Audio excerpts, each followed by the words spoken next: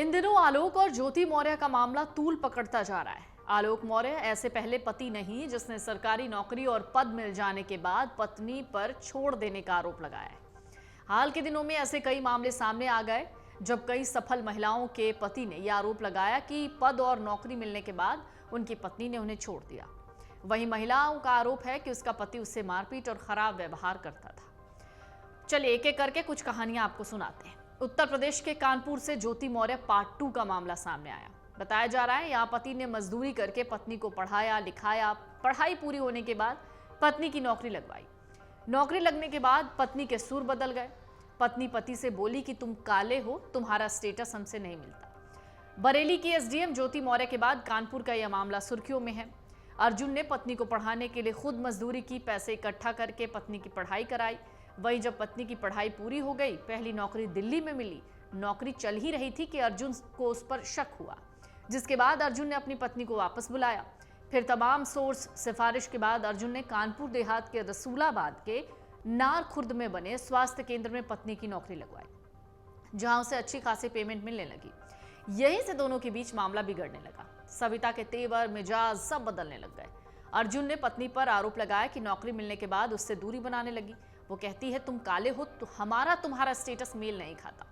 इन सब बातों से दोनों के बीच विवाद बढ़ा। हालात सुधरने के बजाय खराब हो गए। अर्जुन ने न्याय की गुहार लगाई।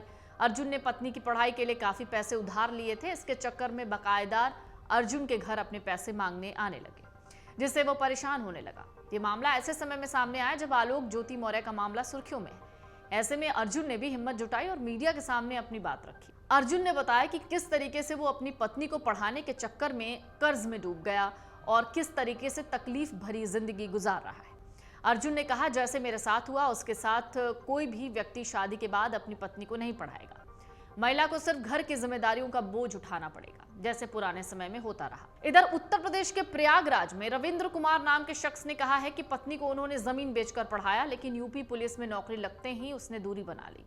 रविंद्र का कहना है कि उनकी पत्नी रेशमा यूपी पुलिस में कांस्टेबल है। रविंद्र कुमार का कहना है कि जमीन बेचकर हमने पत्नी को पढ़ाया। जब रेशमा की सरकारी नौकरी लगी तो वो उससे दूरी बनाने लगी। पत्नी के इस व्यवहार से रविंद्र बहुत दुखी हैं। उन्होंने कहा इस बात से उनकी बूढ़ी अम्मा रो रो कर बुरा हाल है उनका। वो नौकरी लगने के बाद घर आने से मना कर रही है। अमेठी में भी ऐसा ही मामला सामने आया। यहाँ सुशील मिश्रा नाम के शख्स ने अपनी पत्नी को पढ़ाया लिखाया, जिसके बाद उसकी सैनिक स्कूल में सरकारी नर्स की नौकरी लग गई। अब पति ने आरोप लगाया कि सरकारी नौकरी मिलने के बाद पत्नी ने उससे सारे संबंध तोड़ लिए। पति ने पत्नी पर सैनिक के ही एक टीचर के साथ अवैध संबंध बनाने का आरोप लगाया है। पीड़ित पति सुशील मिश्रा ने अमेठी एसपी सहित महिला थाने में शिकायत दर्ज की और न्याय की मांग की। झारखंड से भी एक मामला सामने आया। झारखंड के साहिबगंज जिले में भी कुछ ऐसा ही हुआ है। एक मीडिया रिपोर्ट के मुताबिक बांझी बाजार के रहने वाले कन्हाई लाल ने 2009 में कल्पना कुमारी से शादी की। दोनों का 10 साल का बेटा है। कल्पना पढ़ना चाहती थी। उसको पढ़ाने के लिए कन्हाई ने मजदूरी कर पैसे इकट्ठा किए, कॉलेज में दाखिला कराया।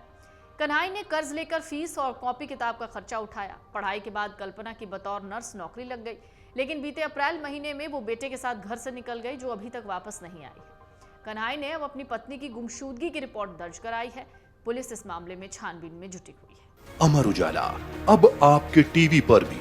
अपने स्मार्ट टीवी पर यूट्यूब पर सर्च करें अमर उजाला, चैनल सब्सक्राइब करें और देखें ताजा खबरें, वो भी HD क्वालिटी में। और हाँ, बेल आइकन दबाना ना भूलें ताकि हर खबर हो आपके घर। अमर उजाला, निष्पक्ष, निर्भीक, निरंतर।